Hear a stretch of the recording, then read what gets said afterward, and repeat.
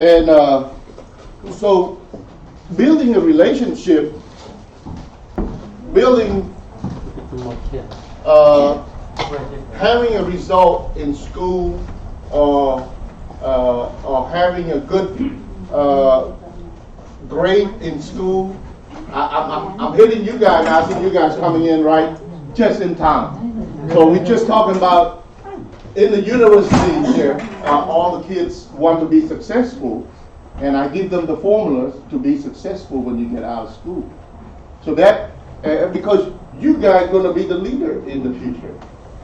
You could be turn this church to be all just youth leader. Become you one of you going to be youth leaders one of these days.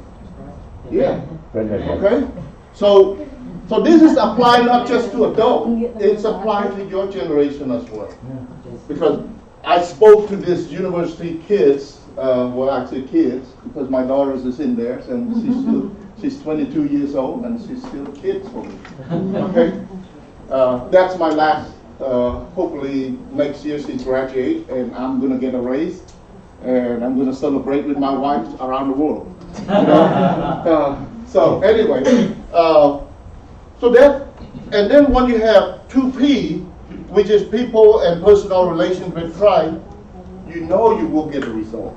Because why? You focus on Christ. He will give you the result. Because he's an ultimate decision maker for whatever you do. And then one last item there is T, thoughts. Thought is very important. When you work with people, you need to be compassionate. You need to be thoughtful to those that work. You need to not call them out, okay? Don't call them out. Because there may be a certain individual doing something that may not like the way you expected. But don't call them out, you know. Hey, in the public, that will be embarrassing, okay? In fact, I would suggest not to call people out when you're building the church or when you're building a project at school. You know, just listen and try to lead and work together. Because I know you guys are going to have projects at work at school one of these days, and when you go to university or you're still in high school, there will be some project in chemistry class or whatever. You work together and don't call them out. You stupid. No, that's not right. Okay? So you embarrass that individual, then that individual will not working with you. Okay? And then you end up not getting the right result. You're not getting the result that you have set forth. And then you yourself will not become a successful leader. Okay? So again, we were going over the building, heart builders versus heart breakers. I left that out last time because we only have 2 hours, so we have 2 hours and a half this morning. So I put that back in, so that way we can sit around a little bit and break out as a group and do a heart builder and ask yourself question. Pick the word. Are you heart builder or are you heartbreaker? You know, you need to list that word, okay? So, any comment, question on this? All right. So, we talk about how does leadership develop last time. We talked about it. Anybody remember? So for the time's sake, I'm going to keep going. All right. So the leader have to be developed from the inside out. Okay. The leader has to develop from the inside out. No one can tell that person to be the leader. That person has to be having that desire from the inside out. Okay. You can't just tell that person, hey, you need to dig that hole and lead the people to that hole. Before you tell that person to do that, you need to talk to that person. Does he or she desire to lead the group to dig that hole. Okay? You can't, because God created us to be the leader and to be the leader of the world. But to do that, we need to work together, we need to develop them. And that's what, when you are walking in, I was excited. Not to say I'm not excited with the elders, but I'm excited with you guys because you guys are future leaders. Amen. And you guys need to have the tool to go out and lead others. Have you heard the word kingdom assignment? The kingdom assignment is that back when I used to be the minister, I give the youth $100 each. And I give them $100 and they take that $100 doing a kingdom assignment. And multiply it. Remember, God multiplied with the loaf of bread. Feed how many people? 5,000 people, right? Kingdom assignment. Take $100 and see how much life, how many lost souls you want. That's what kingdom assignment. And you guys need to have all the tools to do that. Okay?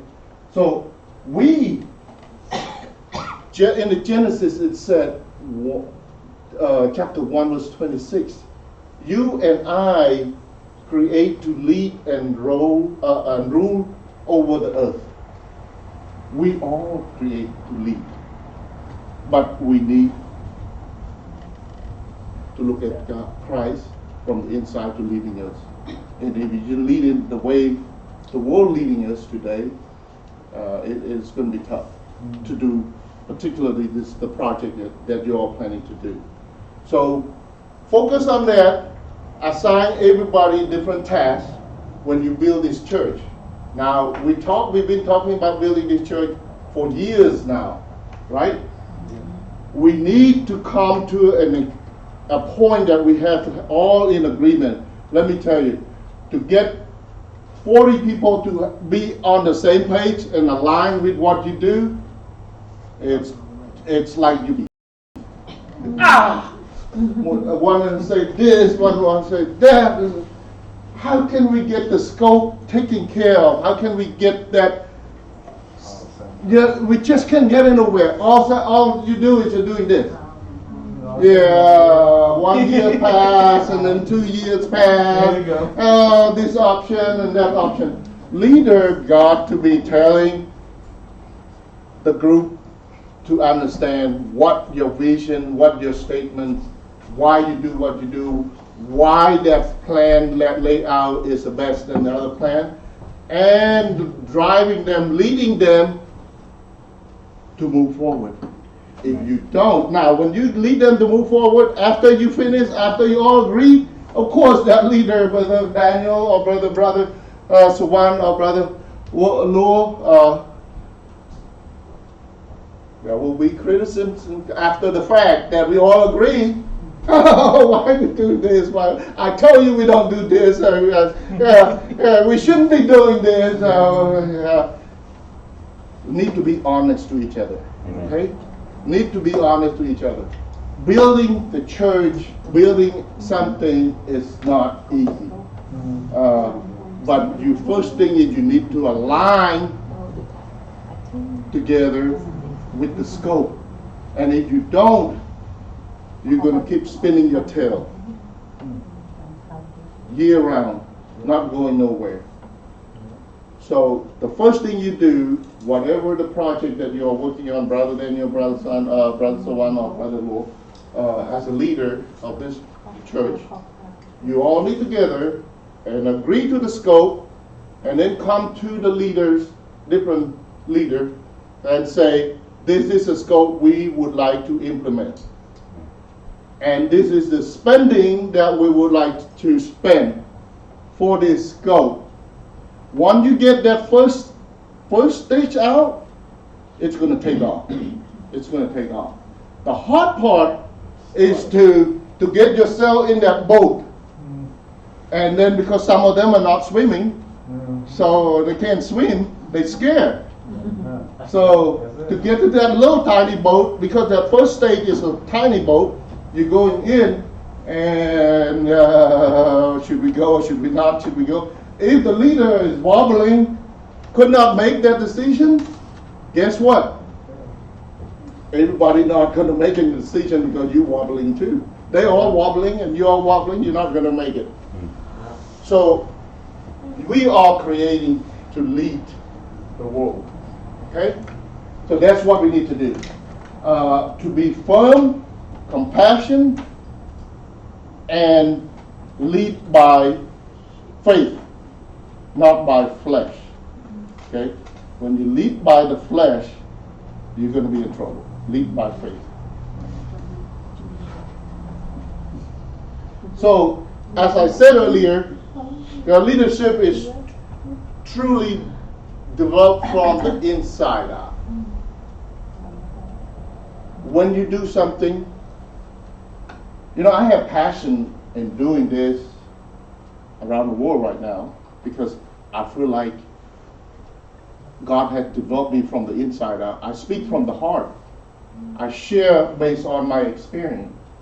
So He had grown in me from the inside out to lead and to teach, to help people, to share my experience. God have given me the gift to go around different state, different country to talk about it, because I have a lot of proven results, whether in the secular world or whether in the spiritual world. I have done it. I have seen it. I have even people con me too. Okay, in Cambodia, be careful when you're doing work in Cambodia. There will be people who will try to con you with the money. All right, so be careful. I'm going to tell you now, because I had the experience. There will be a lot. When you deal with money, be careful. So that's why you have to set it up, check and balance when you build this church. Set it up, different people, different authority, to write a check, to spend, and do the balance, and do the checking, because there will be a lot of stuff you have to buy. There will a lot of stuff you have to spend. There will a lot of stuff you have to pay the contractors. And who's keeping all of that receipt? Believe me, it's going to be required everyone in this room. The youth we may going to do cars wash and raise some fund for building a church. And maybe the leader of the youth, after working the whole Saturday, we thought we got $300, but when we turn in, only $100. Something wrong. So just to be warning that there's going to be money involved in building the church that's going to have a good setup. And as a leader, that's what you need to do. You have to hold each other accountable for what you do. Okay? Again, we as a sinful being, when we do things, sometimes we're going to lean to the flesh side. Okay? We're going to do my way or highway. Okay? We're going to getting so stressed out on something, and then when you come in and talk to me, I say, I don't want to hear what you're talking about here. I'm done all this week long. And you're now just coming on this Friday and tell me to do this way? Get out of here. No, don't say that. And there will be a discussion about word, attitude, and behavior. The three things, keep in mind, it's going to come in this material. I took it off last time. So, words, attitudes, and behavior. Because these three things will help you to be a great influential leader. If you have these three things right, you are really, really going to be a good leader, influential leader. Building a church, building anything, you need to be a good influential leader. If you don't have that, I suggest that continue to pray, continue to read some of the scripture. There's a lot of scripture in the Bible, learn about Paul versus John Mark versus, they all have disagreements, Barnabas, and they all have disagreements about stuff they do, and learn about David, learn about a lot of people in the scriptures. So as a human being, everybody in this room are not perfect. We all sinners. We prone to go astray.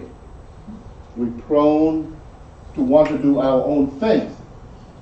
But keep in mind, the first formula said, to be successful, you have to have faith, willing, and commitment.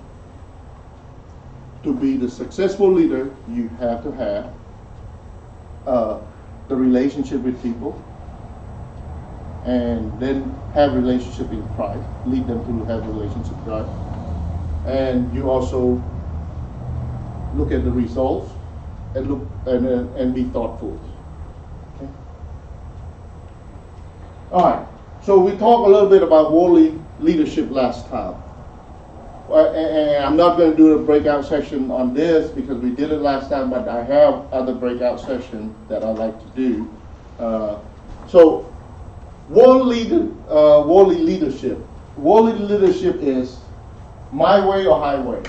Our here. If you don't do what I said, if you don't, how many have a boss at work like that? There's a boss at work like that, right? This is the way I want you to do, and you just do it. And when they say so many times like that, you just say, okay, whatever you want. Easy for me. Easy for me, I'm just going to do it. All right. Some boss just not having good listening skill.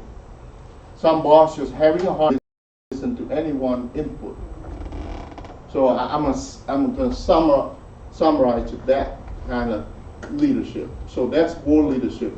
World leadership is all about me. That's it. Me. Right?